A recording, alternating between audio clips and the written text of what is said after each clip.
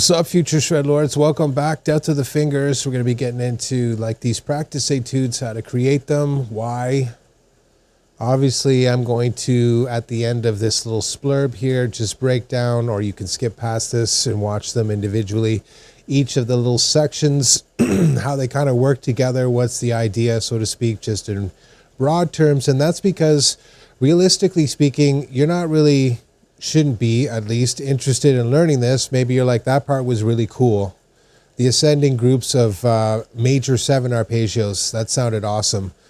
Right, okay, so how are you going to figure that out, right? Instead of me being like, okay, start here, and of course I do sort of walk through it slowly, but again, it's about organizing the sounds.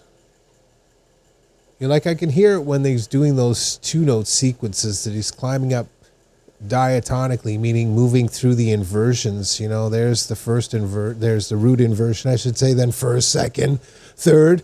You know what I mean? Before he has the final little flair there with regards to the major scale, 3 notes per string, to really just close off the idea, right? That's the kind of value of sort of coming up with these practice etudes. It also gives you the freedom to be like, I don't have to sort of conform to a backing track or something else like that, a rhythm. So it forces you to sort of like develop your own meter, which is incredibly important. So then now you have the creative sort of thinking skills. It's essential to, nice, I can't even get the words out again. You have the essential skill of coming up with these sort of practice exercises weekly, and then practicing them to the point where you start to internalize this information. Again, I'm starting off in a position like Locrian, and I'm going to be like, I'm going to start with 3-1. But then I'm going to move up to this new target zone, right, on the D string that lets me play this Dorian minor 7 inversion on the top 4 strings before ending with a little flurry in the Locrian position, 3 notes per string on the high E string. Okay, so you see, I can kind of map it out and then just know what that sequence is going to be. And from there, I'm like, oh, look, this is major territory. I should slide down a half step into Locrian and just play diminished to springboard me, if you will, into the next, 3-1 sequence, right? Moving up to, of course, the Phrygian position. So I go through Ionian and then Dorian and then finally end up in Phrygian using this 3-1. And of course, I'm like, I can come down in groups of 4 with regards to this major 7 arpeggio sequence, and in one case major 9. But the point being here is I start off with 5 notes, then do groups of 4, and that helps sort of add forward momentum to your music and your solos or your melodies or whatnot, right? So very important to sort of mix and match, you know, 5s and 4s and 6s or Sean Lane mentalness, like 7s and 9s, whatever you can do. But they should be in there kind of thing, tastefully, obviously. But that's, you know, this is trying to exhibit a certain measure of practice as well. I'm trying to do those groupings of 4 as cleanly as I can, and 5 or whatever, and we need more practice, of course, but whatever. You get the idea, right? And of course, that sort of move all the way down to where I'm going to do an ascension now in the Ionian position in groups of 4. Again, the first one's 5s, but I do that pregnant pause. You can see the music stuff going on there, where I'm going to the 5 chord of the parent key I'm working in, G major. So I'm basically at D7 here. And then I move into, nails it, the G major 7 arpeggio sequence, which again, in this case, is not just about actually doing this major 7 sequence. It forces me to do a whole bunch of odd groupings, like some sweeps, and then alternate picking, and then more sweeps and stuff until I get to the top, of course, and then I'm just running through a 2-string sequence of major 7s, of course, ascending up the fretboard, which sounds pretty badass, of course, kind of Zach Wildy, if you will. And, you know, before the little flurry at the end to end it. But the key here is I could have swapped out minor 7 for the ascension and then played that major 7 ascension on the 2 strings right afterwards, right? Like at the Ionian position, I have a whole bunch of options. I could play Lydian in groups of 4. And of course, you're going to get these, you know, sort of technical challenges with respect to fretting them and navigating the alternate picking or potentially moving notes around on the fretboard that don't actually sort of line up with respect to the arpeggio, right? So you might have to juggle some stuff around. That right there is worth so much more, because you'll learn to be like, listen, if I'm struggling with this sequence of notes here, don't bash your head against the boards practicing it for like 20 hours. Instead, rethink how the note sequence can be played on the fretboard, right? So if you have to do something a little bit more, like the same thing happened when I was doing that 2-note sequence. Before I had it a little bit more sort of intricate, but I'm like, why am I making my life difficult? There's just this one here. And obviously the other thing is you train yourself to hear that sequence. You know what I mean? Going up and down the fretboard, however you're going to play it.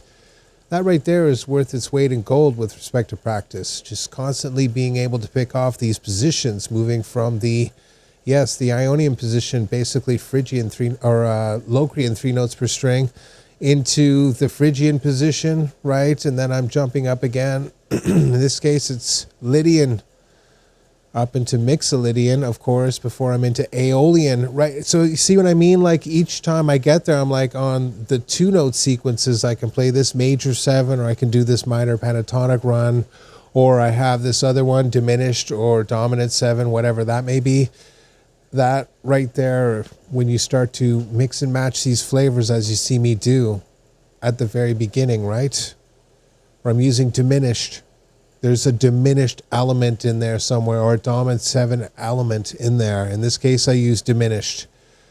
With major 7, there's that contrast. There's a conscious choice to be like, when I start off doing my thing here, or whatever it is, with this 3-in-1 lick that's basically a minor arpeggio, just super extended, right, to the point of just being redonkulous, but the whole thing is again, mapping out the sections.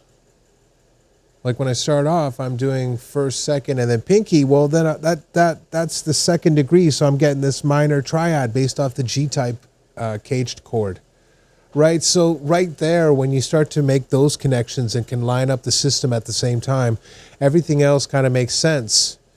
You could be like, oh, I'm going to do a sequence of minor 7s right now using 5s and 4s or whatever it is. Get her done. And that's what I'm talking about. When you get to the point where you can just do that, manifest it immediately in the practice session and do a pretty good job, you're starting to, you know, definitely fire on all cylinders. And that's just it. You can start to map the fretboards in ways that you never thought possible with note selections. So now the pentatonic scale becomes a lot more manageable and expressive too. Instead of being locked into this little caged and then being, you know, sort of instructed to be like, oh, add the flat third or whatever else it is. You actually have the ability to be like, if I set up this pentatonic run with this minor 7 run, it'll sound killer. Now that's a lot easier than being like, oh, here, learn these 10 licks and learn these 10 licks and then try to put them together. Instead, train your mind to be like, if I use this flavor of tension to sort of resolve stuff, because the pentatonic is quite straightforward, right? It's very low on the sort of complexity scale, so you can't get too many different sounds with it. It's like the basic colors. So it's very effective in certain ways, but also limiting. So if you start setting it up with actual music tools like diminished, dominant 7, minor 7, major 7, whatever that's going to be, well, boom, all of a sudden you're the master of the universe. Okay, and that's really what you're trying to do here is be like, okay, I'm starting off with this minor 7 moving into diminished, but then into major, so I can resolve things. That's it. So come up with your own ideas, sit down, sort of listen to some of these ones here, work on them individually if you want to, just to sort of get them down as practice exercises. And of course, try to understand what it is that you're doing and then visualize, internalize this information. Don't just be like automaton. Instead, be like, okay, what am I working with? Develop some situational awareness and then watch the fingers fly. See you in the next one.